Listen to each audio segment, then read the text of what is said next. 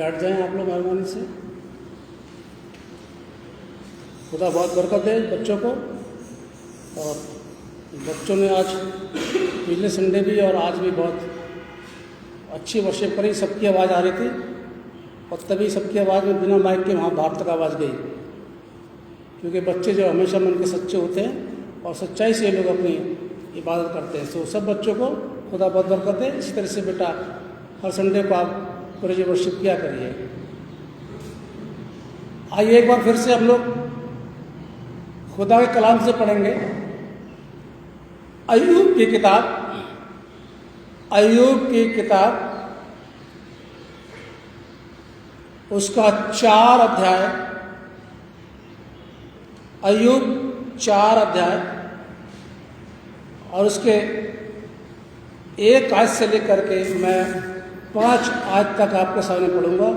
अय्यूब उसका 4 बाब 1 आयत से 5 आयत तक यहाँ इस प्रकार से लिखा हुआ है। तब तेमानी अलीफज कहने लगा, अगर कोई तुझे से बातचीत करने की कोशिश करे तो क्या तू जिंदा होगा? पर बोले मगर कौन रह सकता है? देख, तूने बहुतों को सिखाया और कमज़ोर हाथों को मजबूत किया। तेरी बातों ने गिरते हुए को संभाला और तूने लड़खड़ाते घुटनों को पायदार किया। पर अब जो तुझी पर आ पड़ी और तू बेदिल हुआ जाता है, उसने तुझे छुआ और तू घबरा उठा। खुदा अपने कलाम के पढ़े जाने सुने जाने पर बरकत बख्शे, आमीन।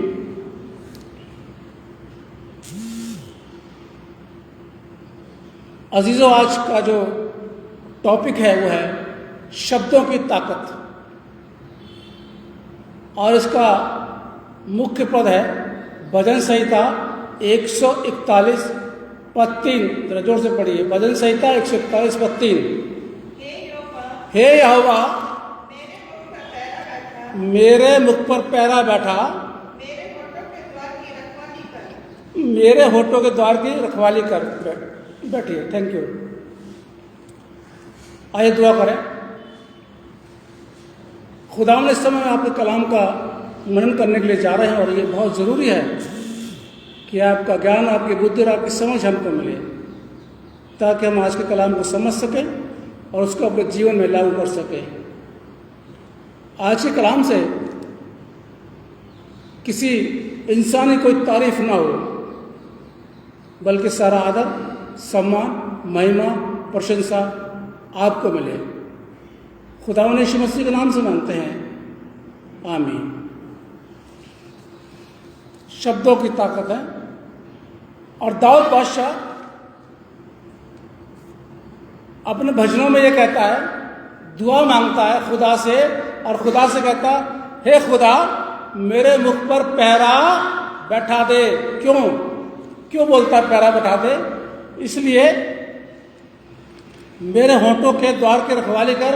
क्योंकि मेरे मुंह से कोई भी कड़वा शब्द, मेरे मुंह से कोई भी ऐसी बात ना निकले जिससे कि दूसरे को नुकसान हो। इसलिए उसने किसी से भी दुआ नहीं करी, उसने किसी से कोई डॉक्टर के पास नहीं गया कि मैं ज़्यादा बोलता हूँ तो मेरा मुंह बोलना बंद हो। सीधी बात करता है खुदा से, बिल्कुल सीधा।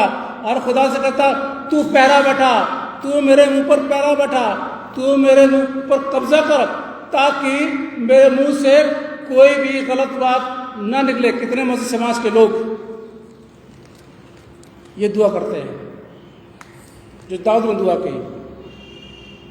कितने मसीह समाज के लोग जो अपने आप को कहते हैं कि हम पक्के मसीह हैं या कच्चे मसीह हैं या मसीह हैं, कितने ये दुआ करते हैं कि खुदा मेरे मुंह पर पैरा बैठा दे। शायद कोई भी नहीं, एक आध दो, मुश्किल से एक आध दो, ज़्यादा ही कोई धर्मी होगा तो, नहीं तो कोई मसीह लोग कोई नहीं करते। ये बिल्कुल क्लियर बात है, इसमें बुरा मानने वाली बात नहीं है, क्योंकि ये हमको दुआ में याद रहता ही नहीं है। सीधी सी बात है, जब दुआ करते तो हमें एक ही चीज़ याद रहती है, और वो क्या? खुदा ये दे दे, खुदा ये दे दे, खुदा ऐसा कर दे, बस यही याद रहता है बस। इसके अलावा दुआ में कुछ भी याद नहीं रहता। ये भी याद नहीं रहता कि हमें दूसरों के लिए भी दुआ करनी है, हमें ये भी याद नहीं रहता कि अपने चर्च के लिए दुआ करनी है, हमें ये भी याद नहीं रहता कि अपने पादरी साहब को छोड़ो, पादरी को तो वैसे भी लोग दुआ नहीं करते हैं, ठीक है, फिर भी एक बात है कि दुआ करनी है। और ये भी याद नहीं रहता कि मेरे मुंह पर पैरा बैठा दे, तो जिंदगी तूने मुझको दी है खुदा, ये दिन जो तूने मुझको दिखाया है, इस दिन मेरे मुंह से कोई भी कड़वी बात ना निकले कि दूसरे को कष्ट पहुंचे। नहीं करते, आज से करना शुरू कर दीजिए, क्योंकि ये दाऊद ने प्रार्थना करी और लिखा हुआ भी है, टॉपिक लिखा हुआ संध्या की प्रार्थना, यानी शाम की प्रार्थना में वो ये बात कर रहा है। जब बोलते हैं ना, हम लोग जब बोलते हैं तो क्या हमारे शब्द दूसरों के प्रति सही होते हैं? ये बड़ा सवाल है, क्वेश्चन मार्क है ये।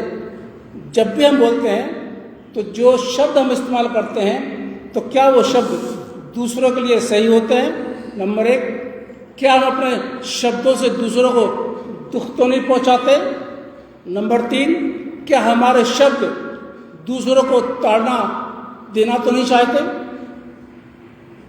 ये कुछ सवाल हैं जो मसीह समाज के हर व्यक्ति को सॉल्व करना है, अपने आप से पूछना है, दूसरे से नहीं, अपने आप से पूछना है। क्या मेरे शब्द, क्या मेरी बोली दूसरे को नुकसान पहुंचाती है? क्या मेरी बोली दूसरों को ताड़ना देती है? क्या मेरी बोली दूसरों को कष्ट देती है? ये सवाल हर मसीह समाज पूछे। आप जानते हैं अय्यूब की स्टोरी जानते हैं आप लोग? अय्यूब को बड़ा कष्ट हुआ, परीक्षाएं हुई उसके ऊपर, और जब कष्ट में वो आ गया तो उसके दोस्त उससे मिलने के लिए आए। देखिए, कष्ट में तो हर एक अपने मित्र लोग मिलने आ जाते हैं। अब जब मित्र लोग मिलने आते हैं घर में तो क्या बोलते हैं? यही बोलते हैं ना, बड़ा दुख हुआ भाई, ऐसा नहीं होना चाहिए, चलिए हम दुआ करें। पर यहाँ तो उल्टे हो रहा है। यहाँ जो उसके दोस्त मिलने के लिए आए हैं, ये ऐसी बात नहीं कर रहे, बल्कि इसको कष्ट दे रहे हैं अपने शब्दों से। अभी जो मैंने पढ़ा अय्यूब उसका 4 अध्याय, मैं दोबारा से फिर से पढ़ रहा हूँ, हिंदी में देख लीजिए। अब देखिए, ये इसमें लिखा हुआ है तेमानी एलीपज, ये अय्यूब का दोस्त है। अब ये क्या बोल रहा है? ये बोल रहा है, यदि तुझसे कुछ कहने को तो क्या तुझे बुरा लगेगा? यानी अगर हम तुझसे कुछ कहें तो क्या तुझे बुरा लगेगा? अय्यूब कष्ट में है, उसके फोड़े निकले हुए हैं, वो राख पर बैठा हुआ है, कपड़े नहीं है उसके पास, वो खुजला रहा ठीकरे से, और ये मिलने के लिए आया है। और ये क्या कह रहा है कि अगर तुझसे कुछ कहने लगे तो क्या तुझे बुरा लगेगा? भाई क्यों नहीं लगेगा बुरा? अरे जब तुम कड़वा बोलोगे तो बुरा तो लगेगा। देखिए, नमक छिड़क रहा है, आगे आगे भी सुनिए। परंतु बोले बिना कौन रह सकता है? एक और उसने कड़वा शब्द बोल दिया। भाई कोई बोलेगा तुझे बुरा लगेगा, लेकिन बिना बोले तो कोई रहेगा नहीं, क्योंकि तेरी हालत ऐसी है, तेरे को देखने के लिए आए हम, तुझसे तो कुछ ना कुछ तो बोलेंगे, तेरी आलोचना तो करेंगे ही करेंगे, तो बात पक्की है। आगे सुन, तूने बहुतों को शिक्षा दी, ये भी ताड़ना उसको दे रहा है, टोंट कस रहा है।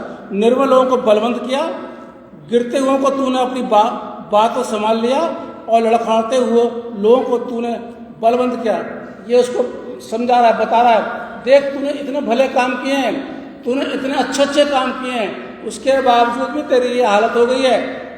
परंतु 5 पद, परंतु अब विपत्ति तो तुझी पर आ पड़ी ना, और तू निराश हुआ जाता है। तूने भले काम किए, तूने लोगों की मदद करी, तो खुदा की नज़रों में सही रहा, तू धर्मी रहा, लेकिन कष्ट तो तेरे ऊपर आया ना, कष्ट उनके ऊपर नहीं आया जो अधर्मी थे, तू धर्मी था, तेरे पर कष्ट आ गया। ये है साहब एक इंसान को कष्ट देना। एक तो बेचारा वैसे ही परेशान अपनी बीमारी से, अपनी परीक्षा से, अरे तू दोस्त है तो आके उसको तसल्ली वाले बख्श सब बोल, तू तसल्ली तो दे नहीं रहा, तू तो और करा। भाई लोग तो तेरे लिए बोलेंगे कि तेरे को ये कष्ट हो गया, लोग तो हो सकता है ये भी बोले कि तूने गुनाह किया है, तूने पाप किया है, इसलिए खुदा ने तुझको इस सजा दी, सारी बातें लोग तेरे से बोलेंगे। अब देख, तूने इतने भले भले काम किए, अपना जीवन तूने धार्मिकता का जीवन बिताया, लेकिन विपत्ति तेरे पर आई, कष्ट तो मेरे पर नहीं आया, कष्ट तेरे पर आया, और निराश भी तू ही हो रहा है। क्योंकि अय्यूब ने अपने जन्मदिन को धिक्कारता है, 30वें अध्याय को पढ़ेंगे तो उसमें जन्मदिन को धिक्कारता है। उसके बाद ये इसका दोस्त इसको तसल्ली देने के बजाय अपने शब्दों से इसको निराश कर रहा है, इसको चोट पहुंचा रहा है। और जब ये चोट पहुंचाते हैं तो अय्यूब का जवाब सुनिए साहब। अब निकाल लीजिए 6 अध्याय, अय्यूब का 6 अध्याय, वो आपको पढ़ना है। अय्यूब का जवाब सुनिए। दुखी होकर अय्यूब ने अपने दोस्त से क्या कहा? 6 का 26 पद जरा पढ़िए।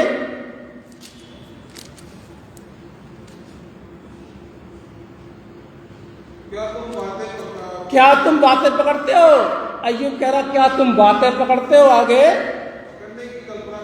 पकड़ने की कल्पना करते हो, यानी बातें पकड़ने की सोचते रहते हो। आगे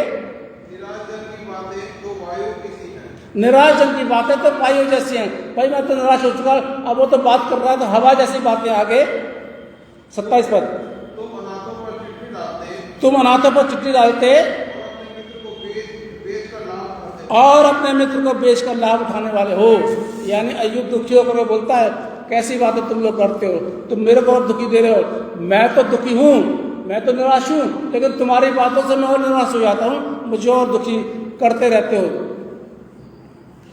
कुछ सांप होते हैं जो इधर साउथ अफ्रीका की तरफ ज़्यादा पाए जाते हैं, मैंने भी सुना था किसी से, और बड़े जहरीले होते हैं। कुछ सांप बड़े जहरीले होते हैं, इतने जहरीले होते हैं कि काटते ही इंसान को जहर फैल जाता है और बहुत बहुत जल्दी मौत हो जाती है। ऐसे ही आज मसीह समाज में कुछ जहरीले लोग हैं जिनके दिल और दिमाग में जहर भरा हुआ है। वो तो बाइबल बता दी, पढ़ लेना। पौलुस ने रोमियों को बोला इनके दिल और दिमाग पर जहर उगलते हैं, इनकी जवान जहर उगलती है। ऐसे आज मसीहों में बहुत से लोग हैं जो दिमाग में दिल में जहर रखते हैं और जब दूसरे को बोलते हैं तो वो जहर ही उगलते हैं, यानी गलत ही बोलते हैं। ऐसे कुछ लोगों के शब्दों में इतना जहर होता है कि रिश्ते खराब हो जाते हैं। साथ आपस के जो रिश्ते हैं वो शब्दों से खराब हो जाते हैं, मोहब्बत पंगु बन जाती है, पंगु मतलब बेकार हो जाती है, और दिमाग में जहर घोलने और आस्था को नष्ट करने और पवित्रता को कलंकित करने और मान सम्मान को खराब करने की ताकत होती है ऐसे लोगों के शब्दों में जिनके दिलो दिमाग पर जहर भरा हुआ है, जो बिना सोचे समझे दूसरे लोगों के लिए बोल देते हैं। अब बोल तो देते हैं लेकिन उसके बाद उस व्यक्ति की तरफ कभी नहीं देखते हैं कि उस व्यक्ति पर हमारे बोली हमारे शब्दों का क्या प्रभाव पड़ रहा है, वो दुखी हो रहा है। यानी तो स्वाभाविक बात है, मैं भी अगर आपके लिए कोई गलत बात बोलूँगा तो आप भी दुखी होगे बाद में, बिल्कुल पक्की बात है। आप लोग भी मेरे लिए बोलेंगे, मैं भी दुखूंगा, क्योंकि इंसान हूँ। मान सम्मान को हमारे ठेस पहुँच जाती है। मेरा जीजो, अय्यूब ने शब्दों की ताकत को पहचाना तब उसने अपने दोस्त को क्या बोला? 6 का 25 पद पढ़ रहा है।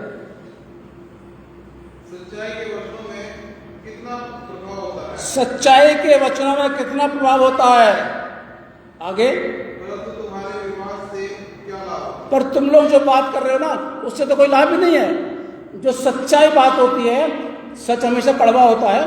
बहुत कम लोग बोलते भी हैं और बहुत कम लोग अपने बारे में सच सुनते भी हैं, लेकिन मैं तो दूसरे के बारे में सच बोलता भी हूँ और अपने बारे में सच सुनता भी हूँ। बिल्कुल सच कड़वा होता है। अब अय्यूब यहाँ पर कह रहा है सच्ची बात में, सच्चाई में बहुत ताकत होती है, बहुत ताकत होती है। लेकिन तुम जो बहस कर रहे हो मेरे से आकर के, तुम जो मुझे कष्ट में दे रहे हो, तुम शब्दों का इस्तेमाल कर रहे हो, इससे क्या क्या प्रभाव होता है? इससे कोई लाभ नहीं होता है। मेरे मित्रों, हम किसी को कष्ट में जो व्यक्ति है अगर हम उसके लिए कड़वा बोलेंगे तो कोई लाभ नहीं होगा, बल्कि उसको दुख पहुंचेगा। और सच्चाई बात क्या बोलेंगे? वो ठीक है, अब उसको बोला अरे इसने तो गुनाह किया, चर्च में नहीं आता ना, ये दुआ नहीं करता ना, इसलिए इसको ऐसे हो गया। अरे भाई तेरे को कैसे पता कि इसको ऐसे हो गया? अरे तो खुदा जानता ना, खुदा ने किया, खुदा को पता। ऐसे मसीह लोग बोलते दूसरों के लिए, बिल्कुल बोलते, पक्का है आप में से लोग जो बोलते हैं। ऐसा नहीं कोई बिल्कुल दूध का धुलाओ, क्लियर बात है, बिल्कुल बोलते हैं। जरूर कुछ गड़बड़ करी होगी, जरूर कहाँ से कहाँ पहुँच जाते हैं, जरूर खुदा की नजरों में गिरा होगा तभी इसको ये मिला। ऐसा कुछ नहीं साहब, कष्ट हुआ था। अय्यूब ने क्या गुनाह किया था? अय्यूब ने क्या कोई गुनाह किया था जो उसको इतना बड़ा कष्ट है? फिर ये लोग कैसे बात बोल रहे हैं? तब अय्यूब कहता है सच्चाई वाली बात करो भाई, सच्चाई वाली बात करो। तुम बेकार की बहस क्यों करते हो? बेकार की बहस में कोई भी लाभ नहीं होता। जब इनके शब्द सुन लिया उसने, अय्यूब ने, तो अय्यूब बड़ा हताश हो गया। उसकी स्थिति जो है ना, बड़े हताशा की स्थिति में आगे निराशा हो गया, क्योंकि भाई दोस्त है, पक्का दोस्त है, वो दोस्ती होकर कैसी बात कर रहा है, तो हताशा होने की बहुत ज़रूरत होती है। मदद देने के बजाय उसके हितैषी साथी केवल उस अपने शब्दों से उसको कमज़ोर कर रहे थे, उसको ताकत देने के बजाय अपने शब्दों से पढ़ लेना। तो 4 दोस्तों ने बात करी है, ये तो पहले दोस्त की मैंने बात की है, आगे 3 दोस्तों ने और भी इसको टॉर्चर किया, पढ़ लेना पूरा। दोस्तों ने ऐसी हालत में उसको तसल्ली देने के बजाय उसको निराश कर रहे हैं, अपने मुंह से, अपने शब्दों से उसको कमज़ोर कर रहे हैं। जब हम अपना मुंह खोलते हैं तो हमारे शब्द सही होते हैं। तो वे ध्यान सुनिए, जब भी हम अपना मुंह खोलते हैं, जो हमारे शब्द अगर सही होंगे, अगर हमारे शब्द सही होंगे तो वे शक्तिशाली बल के रूप में भले के लिए काम कर सकते हैं। अगर हमारे शब्द दूसरे के लिए सही होंगे तो बहुत शक्तिशाली होंगे, बहुत प्रभावशाली होंगे, वो दूसरों के लिए सही काम कर सकते हैं। और जब वे गलत होते हैं, जब गलत बोलते हैं हम किसी के लिए, तो वे घातक जहर की तरह काम करते हैं। वे मददगार होने के बजाय विनाशकारी होते हैं। इसलिए बोलने से पहले नाप लिया करो, तोल लिया करो, किसके लिए हम क्या बोल रहे हैं। एक तो मसीह लोग ऐसे हैं, दूसरे के बारे में जानते कुछ नहीं जानते। मैंने यहाँ बहुत देखा है, किसी के बारे में कुछ नहीं जानते, और जैसे शुरू करेंगे ऐसा बोलना शुरू करेंगे, वो दम से पन्ने खोलना शुरू कर देंगे।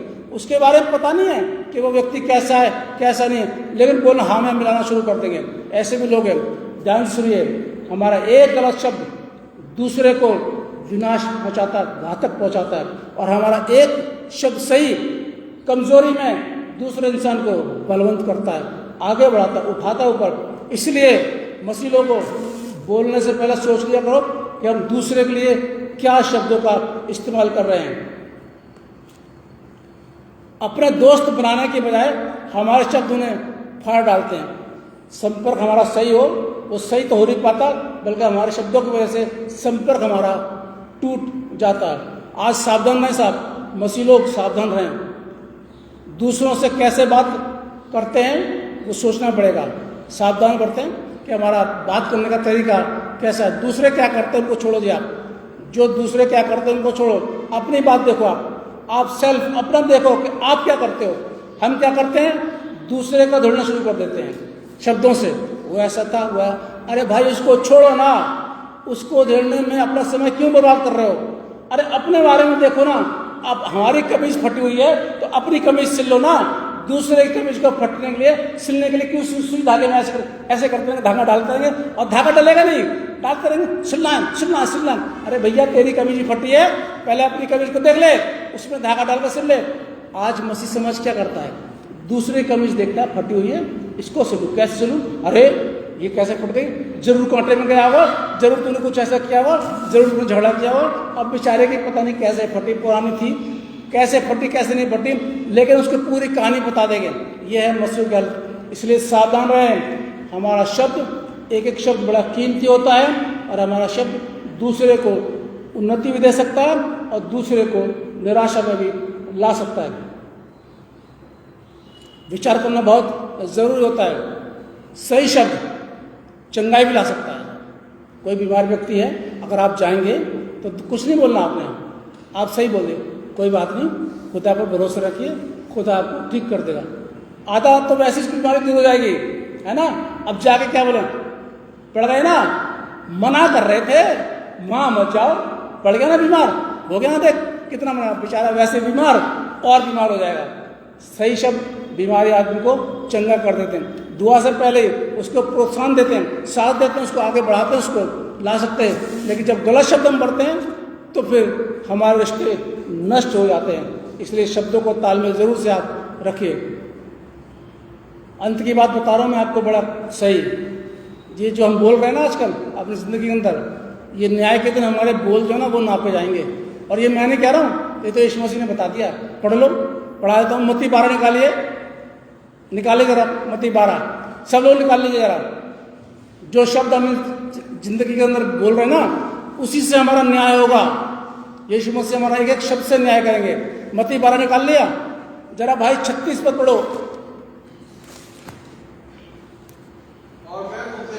यीशु मसीह कह रहा है, मैं तुमसे कहता हूं, यानी चर्च के लोगों, मसीह समाज के लोगों, ध्यान से सुन लो, यीशु मसीह क्या कह रहे हैं। हाँ भाई, जो निकम्मी बातें इंसान कहेंगे, हर एक शब्द का न्याय के दिन हर एक शब्द का लेखा लिया जाएगा। बोलते रहो, अब बोलते रहो किसी के बारे में जो ही बोलना है, गाली बकते रहो, बुराइयां करते रहो, लेकिन एक एक शब्द का कॉमा लगा के, फुल स्टॉप लगा के, एक एक शब्द का लेखा भी समझते हो, हिसाब लिया जाएगा, हिसाब लिया जाएगा। तुमने उस दिन उस तारीख को किसके लिए क्या बोला? आगे भाई 37 पद। क्योंकि तू अपनी बातों से निर्दोष और अपने ही बातों के कारण दोषी ठहराया जाएगा। किसी दूसरे की बातों से नहीं, किसी और की बातों से नहीं। तेरे जो शब्द हैं, तूने जो अपनी शब्दावली का इस्तेमाल किया है अपनी जिंदगी के अंदर, उन्हीं शब्दों से तेरा लेखा लिया जाएगा और तू दोषी और निर्दोष ठहराया जाएगा। इसलिए ध्यान से सुन लीजिए, सावधान रहिए, क्या बोल रहे हैं क्या नहीं बोल रहे हैं। खासतौर से ऐसे इंसान के साथ जब कोई कष्ट में है, जब कोई मुसीबत में है, ऐसे समय जब हम जाते हैं तो थोड़ा सा शब्दों का नाप तोल करें। ऐसा शब्द ना बोलें कि बेचारे कष्ट और बढ़ जाए। अरे ठीक है भाई, अगर आप कुछ उसका कष्ट दूर नहीं कर सकते तो बढ़ाइए तो मत। तभी तो दाऊद कह रहा है, खुदा मेरे मुख पर पैरा बैठा दे, मेरी रखवाली कर, देख मैं कहीं गलत ना बोल दूं। तभी दाऊद जानता कि मैं संसार में रहता हूं, राजा हूं, कुछ ना कुछ मेरे मुंह से निकल जाए। वो दुआ करता खुदा से। शब्दों का प्रयोग करने से पहले मार्गदर्शन का प्रयोग कीजिए। यीशु मसीह का जो मार्गदर्शन है उसको देखिए, ठीक है। क्योंकि देखिए साहब, शब्द जो है डायनामाइट समझते हैं ना, बारूद। शब्द जो है बारूद की तरह काम करता है। एक शब्द भी उस व्यक्ति को एकदम से बम की तरह काम करेगा, फट जाएगा तो वो व्यक्ति भी बिल्कुल तितले तितले उसका हो जाएंगे। अगर हमारा एक शब्द भी गलत उसको बोल दिया तो बड़ा ध्यान से देने वाली बात है, उसका चेहरा उड़ जाता है और वो बर्बाद हो जाता है अगर हमारा एक शब्द भी गलत पहुंच गया। इसलिए जिसके कान हो वो सुन ले कि खुदा का कलाम मसीह समाज से क्या कहता है। हे यहोवा, मेरे मुख पर पैरा बैठा, मेरे होठों के द्वारा की रखवाली कर। खुदा आप सबको बहुत बड़ी बरकत दे। आइए हम दुआ करें। धन्यवाद करते हैं आज के कलाम के लिए जो आपने हमको दिया, हमने वो दिया। हम चाहते कि ये बढ़े, लेकिन इसमें हमारी मर्जी नहीं बल्कि आपकी मर्जी पूरी हो। और इस दुआ को आपके प्यारे बेटे खुदा यीशु मसीह के नाम से मांगते हैं, आमीन। आराधना के अंत में हम गीत गाएंगे। गीत का नंबर है 558। आराधना और इसी के साथ में आज का हदिया ले लिया जाएगा। गीत का नंबर 558।